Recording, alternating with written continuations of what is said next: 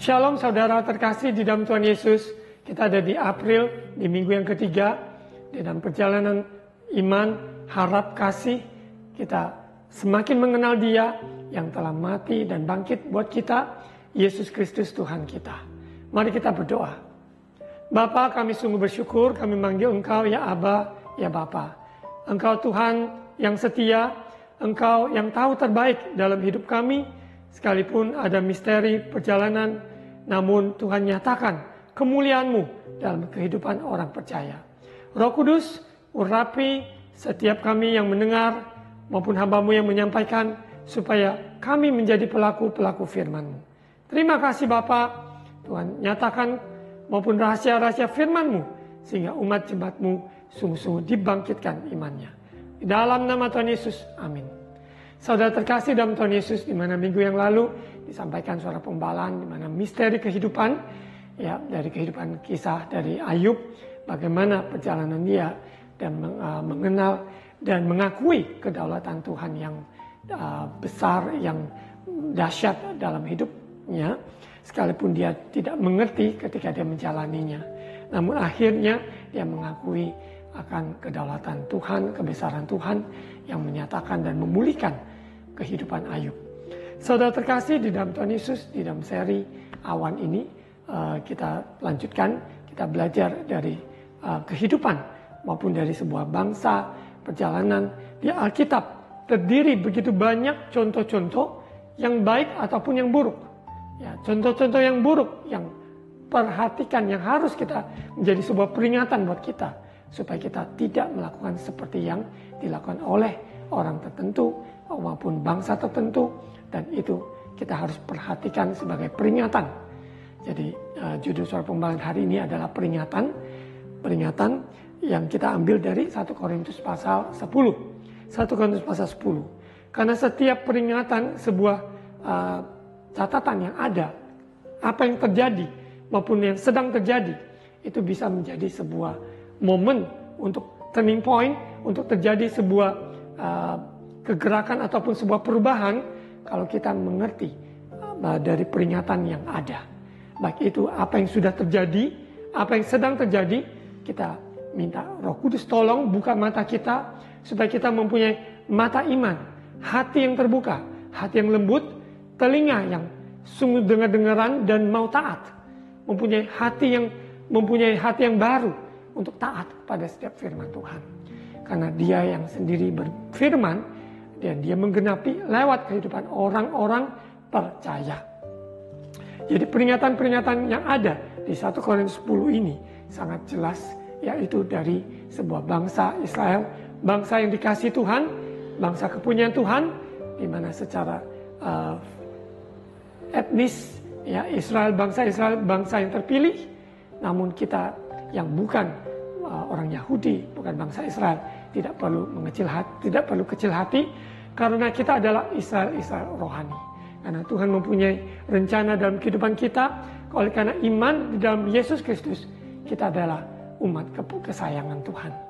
Kita adalah bangsa yang terpilih, imamat yang rajani, yaitu umat kepunyaan Allah. Bukan karena kita lahir sebagai bangsa Israel atau orang Yahudi, tapi karena iman di dalam Yesus Kristus, kita lahir kembali. Kita adalah ciptaan baru, yang lama sudah berlalu, yang baru sudah datang. Untuk itu saudara, kita membaca Alkitab, kita melihat rencana Tuhan sempurna, indah dalam kehidupan kita, sekalipun tidak semuanya kita mengerti. Namun Roh Kudus yang membawa kita di dalam pengertian yang benar dari hari demi hari. Semakin kita ikut Tuhan, semakin disingkapkan, dinyatakan rahasia-rahasia kebenaran firman Tuhan yang kita tahu tidak bisa disangkali apapun, keberadaan apapun, karena firman Tuhan ya dan amin. Dia firman yang telah menjadi manusia dan tinggal di antara kita, yaitu Yesus Kristus Tuhan. Dia yang berfirman, maka semuanya jadi. Kita akan lihat peringatan apa yang dapat kita pelajari dari bangsa Israel di 1 Korintus 10. Kita baca ayat per ayat. Dari ayat 1, Israel sebagai suatu peringatan.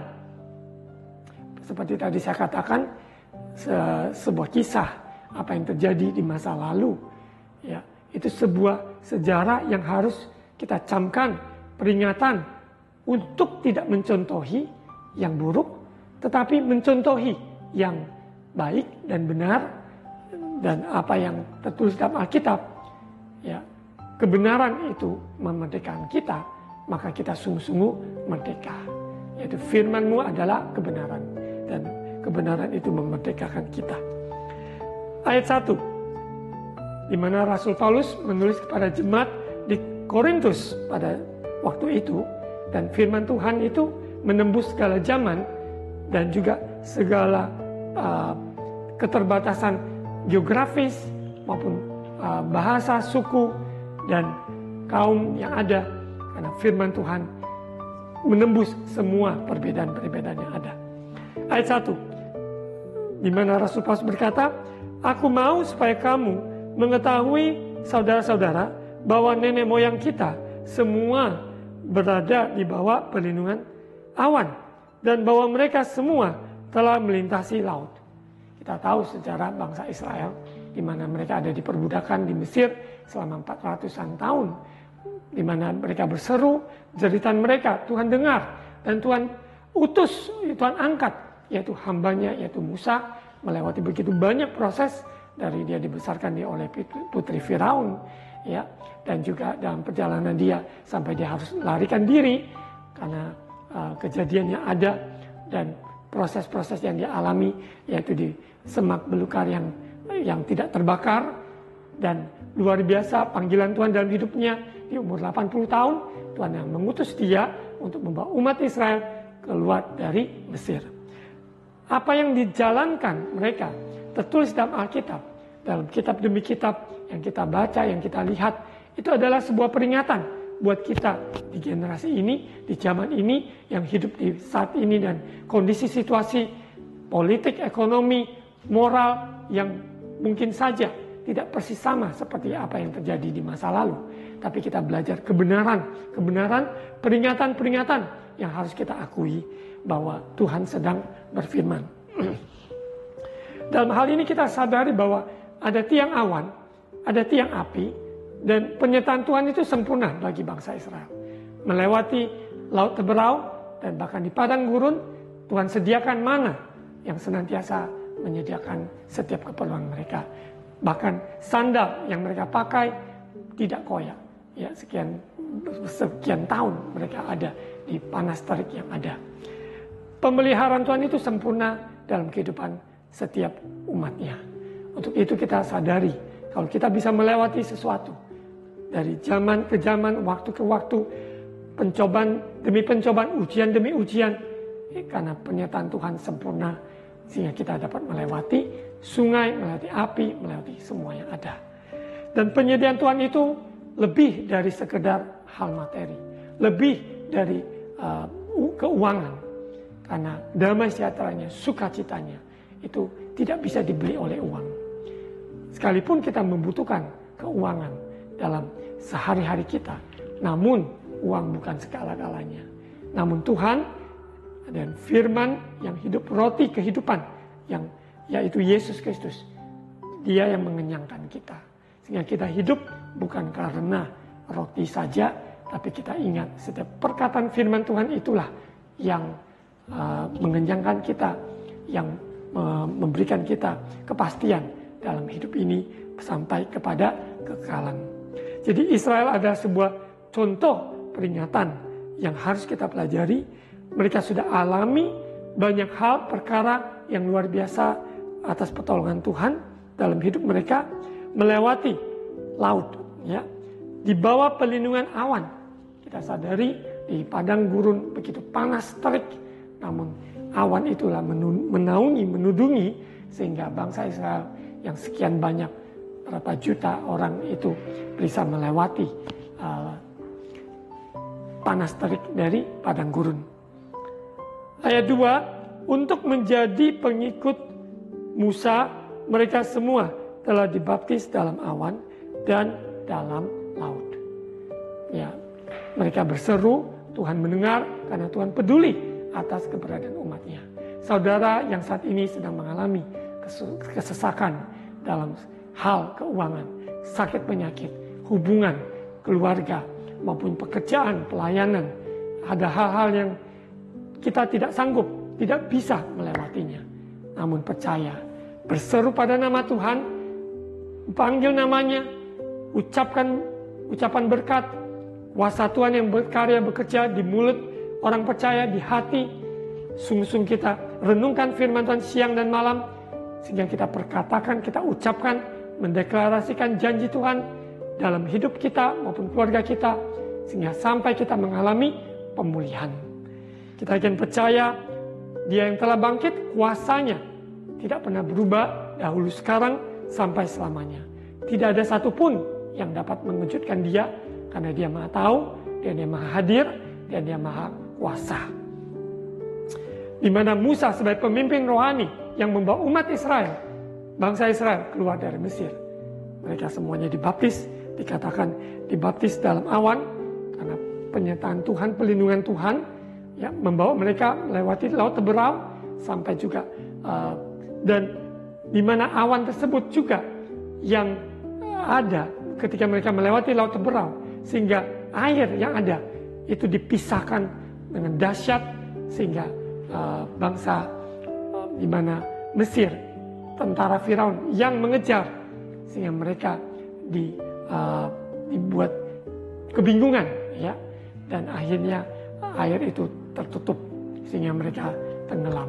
Namun bangsa Israel dapat melewatinya. Ingat saudara, kita ada sebagaimana ada bahkan masa COVID yang begitu berat, berapa tahun, ya, kita sudah lewati itu, dan hari-hari ini dan masa demi masa yang kita alami, Tuhan lebih besar dari masalah kita. Tuhan dahsyat, Tuhan berkuasa, dan Dia berdaulat. Ya. Kita lihat di ayat yang ketiga, mereka, yaitu bangsa Israel, mereka semua makan makanan rohani yang sama. Ya. Kehidupan kita juga, kita digembalakan di sebuah gereja lokal, kita juga membaca firman Tuhan secara teratur, maupun juga dari renungan-renungan yang kita baca atau kita dengar dari link YouTube, ya, khotbah-khotbah, maupun dari gembala di mana gereja lokal kita berada. Semua itu adalah makanan rohani yang kita terima. Namun perbedaannya adalah, bisa saja orang ada di dalam gereja lokal yang sama, di sebuah kelompok sel yang sama, maupun dalam keluarga yang sama. Namun perbedaannya adalah responnya terhadap firman. Untuk itu saya sebagai hamba Tuhan mendorong setiap yang mendengarkan firman Tuhan, membaca firman Tuhan, perhatikan respon kita. Bagaimana kita meresponi, katakan iya kepada firman, dan kita juga berani untuk izinkan firman Tuhan mengoreksi, izinkan firman Tuhan memberi tantangan supaya kehidupan kita naik level, diuji dan diuji, dan kita sadari karena kita adalah emas yang dimana Tuhan proses sehingga menjadi emas yang murni. Untuk itu saudara, ketika menghadapi ujian cobaan dalam hidup, kita tidak undur, tapi semakin kita mengenal pribadi Tuhan, semakin kita dewasa rohani dalam bertutur kata, dalam perbuatan, dalam pemikiran, semua yang benar, semua yang mulia, pikirkanlah itu, sesuai Filipi 4 ayat 8. Ayat yang keempat, dan tadi mereka makan makanan rohani yang sama, mereka juga semua minum minuman rohani yang sama, sebab mereka minum dari batu karang rohani yang mengikuti mereka, dan batu karang itu ialah Kristus. Yesus Kristus adalah batu penjuru. Dia adalah batu karang yang teguh. Tidak ada dasar yang lain yang dibangun, yang memberikan kita kekuatan dan keselamatan. Hanya Yesus, Yesus, dan Yesus. Kita tahu tidak ada nama lain di bawah kolong langit yang memberi keselamatan, yaitu kecuali hanya nama Yesus. Yesus berkata, akulah jalan kebenaran dan kehidupan, barang siapa datang pada Bapa hanya melalui Yesus saja, tidak bisa melalui jalan yang lain. Jadi kita sadari Allah Bapa, Allah Putra, Allah Roh Kudus di dalam nama Tuhan Yesus. Kita bersyukur, kita mengenal Kristus dari perjalanan, semakin hari diubahkan menjadi serupa dengan Kristus, yaitu dari apa yang kita perbuat dan lakukan, dan sehari-hari kehidupan kita dapat dicontohi, dapat dilihat, dirasakan bahwa kita adalah anak-anak Tuhan. Dari kita mengasihi, mengampuni, kita meresponi firman Tuhan dan kita berbagi ya dengan apa yang kita miliki, waktu, mungkin keuangan, mungkin juga tenaga. Kita ulurkan tangan, kita ulurkan kasih dari Allah kepada sesama kita, keluarga kita, maupun tetangga kita, lingkungan di mana kita bekerja. Semua itu adalah bagian sebagai saksi-saksinya Tuhan. Makanan yang kita terima, minuman yang kita terima, makanan minuman rohani ini mendewasakan kita. Ya, tapi sadar Yesuslah air kehidupan, roti, air melepaskan dahaga kita, dan roti mengenyangkan kita. Kita sadar bahwa tanpa Yesus kita tidak ada apa-apanya. Kehidupan kering, kosong, dan kedagingan kita yang ada. Namun apabila kita hidup bukan lagi aku, tapi Kristus yang hidup, maka kita salibkan daging, kita sangkakan diri, pikul salib, ikut Yesus setiap hari. Jadi bukan kedagingan kita yang menonjol, kemauan kita, kehendak kita, tapi kehendak Tuhan yang nyata, yang dominan dalam hidup kita. Kita lihat di ayat yang kelima, tetapi sungguh pun demikian, Allah tidak berkenan pada bagian yang terbesar dari mereka, karena mereka ditewaskan di padang gurun. Ya, apa penyebabnya? Sungut-sungut. Sungut-sungut, mungkin ada sebagian orang menganggap itu nggak apa-apa, sepele. Tidak, saudara. Serius di dalam Alkitab kebenaran, bersungut-sungut itu dosa. Kita jauhi dari bersungut-sungut apa yang kita miliki, semua pemberian dari Tuhan, titipan dari Tuhan, dari kehidupan kita, perjalanan kita. Tidak semua seperti yang kita inginkan, namun Tuhan tahu yang terbaik. Kita mengucap syukur, lawan kata dari bersungut-sungut. Orang yang bersungut-sungut tidak mengakui kebaikan Tuhan. Orang yang mengucap syukur selalu mengakui kebaikan Tuhan dalam hidupnya. Mereka tewas di padang gurun. Apa yang Tuhan sudah siapkan, tetap mereka bersungut-sungut. Tidak ada makan, marah-marah. Ada makan, juga bersungut-sungut. Selalu hati tidak puas. Namun kita sebagai orang yang sudah dibaharui, sebagai orang percaya yang sudah menerima, mengenal kasih anugerah Tuhan, kita mulut penuh dengan puji-pujian, penuh ucapan berkat, ucapan syukur. Kita sadari kita ada sebagaimana ada, semuanya ada pertolongan Tuhan. Ayat 6. Semuanya ini telah terjadi sebagai contoh, sebagai peringatan bagi kita. Untuk memperingatkan kita supaya jangan kita menginginkan hal-hal yang jahat seperti yang telah mereka perbuat. Ya, jadi yang tadi saya berikan contoh, mungkin ada contoh buruk, jangan kita contohi. Contoh yang baik, kita tiru. Ya, bahkan contoh 12 pengintai, ada 10 pengintai yang pergi melihat tanah perjanjian, mengintai, namun mereka kembali dengan kekalahan. Ya, belum berperang sudah kalah mental. Tetapi kita sadari bahwa yaitu Yosua dan Kaleb, mereka punya iman Tuhan yang besar yang ada beserta mereka. Mereka pasti dapat meraih yaitu tanah perjanjian yang Tuhan siapkan.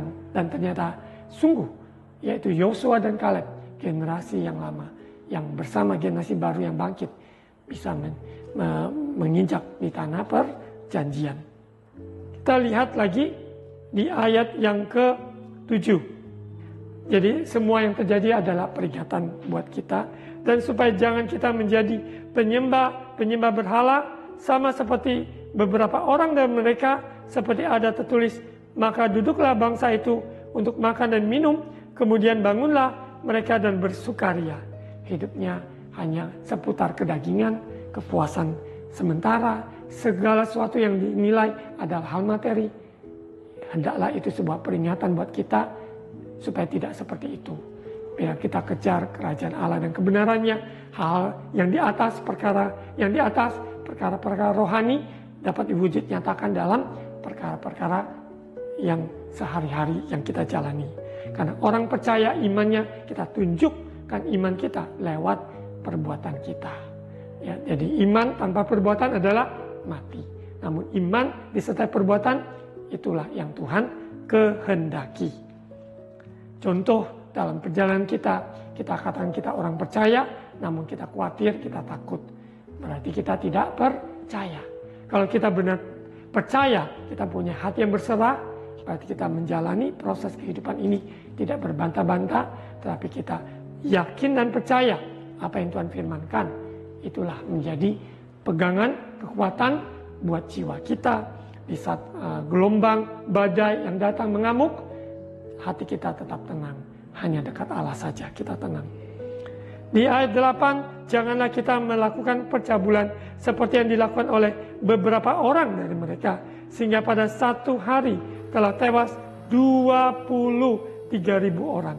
Wow, ini luar biasa banyak, 23.000 orang. Kita sadari dalam hal-hal zaman sekarang, pornografi yang begitu gencar menyerang bukan orang tua, tetapi anak-anak yang dini yang harusnya mereka dilindungi, tetapi ketika bermain game, ketika apa, banyak unsur-unsur yang tidak baik yang menyelusup yang ada di dunia sekarang ini. Untuk itu kita sebagai orang tua, kita juga sebagai bapak ibu ya rohani, sebagai kakak-kakak sekolah minggu, semuanya mempunyai peran untuk mendoakan, untuk sungguh-sungguh memohon perlindungan Tuhan atas generasi muda, generasi ini, supaya terluput dari semua pencemaran-pencemaran yang ada. Ya, semua ini kita harus jaga apa yang kita tonton, perhatikan apa yang kita ucapkan, apa yang kita dengar, sehingga kita tidak terhanyut ataupun terbawa oleh arus, bahkan berita-berita palsu, hoax, kebencian, jauhi itu. Tapi kita sungguh yaitu mengejar kabar baik, yaitu Injil Kerajaan Allah, yaitu Yesus Kristus.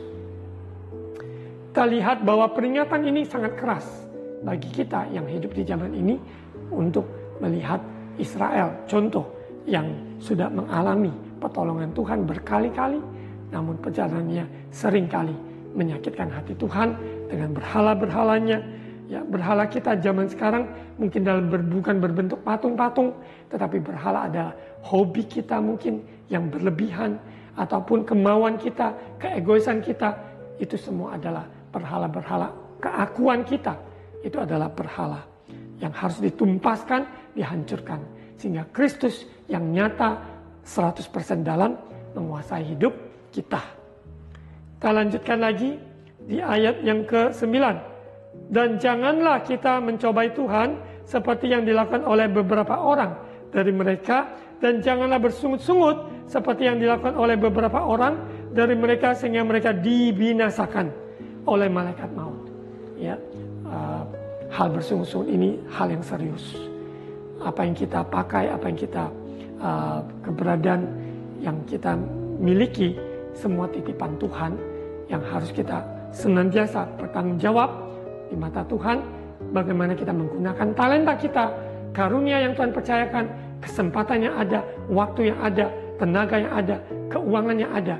Kita harus bersungguh-sungguh menjadi good steward, ya, sungguh-sungguh menjadi penelayanan, maksudnya dalam hal kita bisa dipercayakan. Apa yang dipercayakan itu kita sungguh-sungguh menggunakannya untuk kemuliaan nama Tuhan. Di ayat yang ke-11, semuanya ini telah menimpa mereka sebagai contoh, ya, peringatan. Sebagai contoh dan dituliskan untuk menjadi peringatan. Jadi peringatan ini berulang-ulang supaya kita bisa membuka mata kita, menyadari betapa ngerinya di mana orang-orang yang katakan percaya tapi tidak taat, katakan percaya tapi hidupnya tidak seperti firman yang Tuhan kehendaki, maka kita berurusan dengan Tuhan. Karena Tuhan tidak mau ada mendua hati, tidak ada yang kita bisa menyembah Tuhan dan juga mamon. Tuhan kita hanya satu, yaitu Tuhan kita Yesus Kristus. Untuk itu hidup kita harus mawas diri. Harus mawas diri. Kita belajar dari peringatan dari bangsa Israel ini terhadap bangsa Israel. Dikatakan bahwa menjadi peringatan bagi kita yang hidup pada waktu di mana zaman akhir telah tiba. Kalau pada saat itu di penghujung akhir zaman, di akhir zaman, kita yang hidup sudah 2000 tahun setelah ayat ini, ya, yang tertulis, tercatat sebagai kanonisasi Alkitab, maka semakin lagi kita sadari Yesus segera datang. Jadi peringatan ini harus dikumandangkan di mana-mana dalam bagi hidup kita, keluarga kita, maupun komunitas di mana kita berada, supaya kita hidupnya membenahi diri, ya, mengintrospeksi, dan kita mau hidup yang benar di mata Tuhan. Di ayat yang ke-12, ya, dua ayat ini sebagai penutup dan ayat yang sangat dalam dan sangat praktis, ya, dalam hidup kita. Ayat 12, sebab itu siapa yang menyangka bahwa ia teguh berdiri, hati-hatilah supaya ia jangan jatuh. Sekali lagi saya baca, saudara membaca bersama-sama dari screen. Sebab itu siapa yang menyangka bahwa ia teguh berdiri, hati-hatilah supaya ia jangan jatuh. Hidup ini tidak ada satu orang pun yang kebal dengan dosa ataupun kebal dengan semua perangkap-perangkap iblis. Untuk itu kita harus mawas diri, kita pribadi dengan Tuhan, dan kita juga ada di komunitas orang benar, orang kudus. Kita dikuduskan, kita diberi nasihat, saling mendorong, saling menasihati. Itulah bisa saling menjaga, mengingatkan supaya kita hidup kudus, hidup benar. Sehingga dalam perjalanan kita tahu bahwa kita tidak sombong. Ya, kalau orang sombong, dia tidak perlu nasihat, dia merasa dirinya yang tahu segalanya, dia tidak perlu cross check dari firman Tuhan apakah itu benar, apa yang didengar, ya. Jadi segala sesuatunya kalau kita mempunyai sikap, yaitu merasa kita sudah tahu semua, maka kita tidak akan belajar firman Tuhan itu sepenuhnya. Kita akan menganggap sudah tahu, saya sudah tahu. Tapi biarlah dengan kerendahan hati, terima firman Tuhan dengan lemah lembut, hati ini siap dikoreksi, rela. Ya, jadi kuncinya adalah rela. Rela dibimbing, rela dituntun, rela diberi tantangan oleh firman Tuhan maupun hamba-hamba yang Tuhan percayakan untuk menggembalakan saudara dimanapun berada. Kita lihat di ayat 13 sebagai ayat terakhir dari peringatan dari bangsa Israel ini, ya, kita menjadi sebuah contoh untuk kita pelajari yang harus kita jauhi ataupun yang kita belajar untuk mengikuti. Ayat 13, pencobaan-pencobaan yang kamu alami ialah pencobaan-pencobaan biasa. Bahasa Inggrisnya common, umum. Ya, orang lain tidak sama persis yang kita alami, tapi mereka juga mengalami namanya pencobaan-pencobaan. Ya, tidak melebihi kekuatan manusia, sebab Allah setia, dan karena itu ia tidak akan membiarkan kamu dicobai melampaui kekuatanmu. Kita tahu ada ujian, ada cobaan. Ujian untuk membawa kita naik level, semakin kita dimurnikan. Namun cobaan, iblis menaruhkan itu trap, supaya kita jatuh dan tergeletak dan tidak bangkit lagi. Namun Kristus, di mana Yesus mengajar kita, doakan jangan membawa kita masuk ke dalam pencobaan. Itu maksudnya jangan sampai kami jatuh. Berarti kita senantiasa butuh perlindungan Tuhan supaya kita tidak jatuh. Di zaman sosial media ada, ya, kata-kata itu sepertinya begitu murah. Berkata-kata. Tapi hendaknya setiap orang harus perhatikan apa yang dia ucapkan, harus dipertanggungjawabkan. Apakah itu sesuai firman Tuhan? Apakah itu membangun seseorang? Apakah itu adalah hal-hal yang memuliakan Tuhan, yang tepat pada waktunya? Ya, itu semua adalah bagian kita melatih diri, kita belajar. Ya, karena setiap cobaan-cobaan yang dipasang perangkap-perangkap dari iblis, kita kalau dekat dengan Tuhan, kita diluputkan. Ya, kita sadari semua yang ada. Ya, Tuhan memberikan kemampuan kita untuk mengadakan peperangan rohani, melengkapi kita dengan senjata perlengkapan rohani, sehingga di dalam perjalanan kita dapat kalahkan. Ya, kalahkan kedagingan kita, kalahkan tipu daya muslihat dari si iblis. Jadi cobaan-cobaan yang ada, kita tahu Tuhan tidak pernah mencobai kita. Iblis mencobai kita supaya kita jatuh. namun Tuhan menguji kita supaya kita dimurnikan. Ya, jadi beda antara menguji dan cobaan. Ya, cobaan dalam bahasa Inggris itu temptation. Ujian adalah test and trials. Ya, test and trials. Pada waktu kamu dicobai, Ia akan memberikan kepadamu jalan keluar sehingga kamu dapat menanggungnya. Ada tragedi yang terjadikah? Ada musibah, ada semua keberadaan yang ada terjadi sekeliling kita maupun dalam keluarga kita, bahkan pribadi kita, mengalami hal-hal yang mungkin kita tidak mengerti, namun kita yakin dan percaya Tuhan ada beserta kita sekalipun kita tidak melihatnya ataupun merasakannya, namun kehadirannya senantiasa menyertai saudara dan saya. Kuatkan, teguhkan iman kita semuanya. Mari kita berdoa. Tuhan Yesus, terima kasih firman Tuhan dalam hidup kami semua, umat jemaat yang mendengarkan firman Tuhan ini, supaya sungguh-sungguh alami pertolongan Tuhan, kekuatan dari Tuhan, melewati semua ujian, bahkan cobaan-cobaan yang ada. Terima kasih Bapak, peringatan-peringatan yang sangat jelas yang sudah kami terima, biar kami perhatikan, supaya kami tidak mencontohi contoh-contoh yang buruk, tapi kami mencontohi hal-hal yang baik, hal-hal yang benar, yang memuliakan nama Tuhan. Terima kasih Bapak, terima kasih Tuhan Yesus. Tolong anak umat-Mu Tuhan, yang susah hati, Tuhan berikan penghiburan, maupun dalam kelemahan, dalam apa saja, Tuhan berikan kelepasan, kekuatan, menang atas semua ujian dan cobaan. Baik kesehatan, baik keuangan, diberkati, maupun melimpah menjadi berkat bagi sekeliling. Terima kasih Bapak, berkati bangsa negara kami Indonesia, pemerintahan yang ada maupun pemerintahan yang terpilih dalam hasil pemilu, Tuhan sertai. Terima kasih Bapak, gereja-gereja Tuhan bangkit, siapkan umat Tuhan yang dewasa maupun hamba-hamba Tuhan, jaga lindungi mereka, keluarga dengan kuasa darah Yesus, maupun kami percaya Tuhan kedatangan-Mu segera datang. Biarlah kami semua umat jemaat yang siap menjadi mempelai, mempersiapkan diri sebagai mempelai yang bijak. Terima kasih Bapak. Saat ini saudara angkat kedua tangan, terima ucapan berkat imam. Tuhan memberkati engkau dan melindungi engkau. Tuhan menyinari engkau dan wajahnya dan memberi engkau kasih karunia. Tuhan menghadapkan wajahnya padamu dan memberi engkau damai sejahtera. Terimalah berkat kasih karunia dari Allah Bapa, cinta kasih dari Tuhan Yesus, persekutuan Allah Roh Kudus menyertai kita semua hari ini sampai Maranatha, Yesus datang kembali. Dalam nama Tuhan Yesus, amin.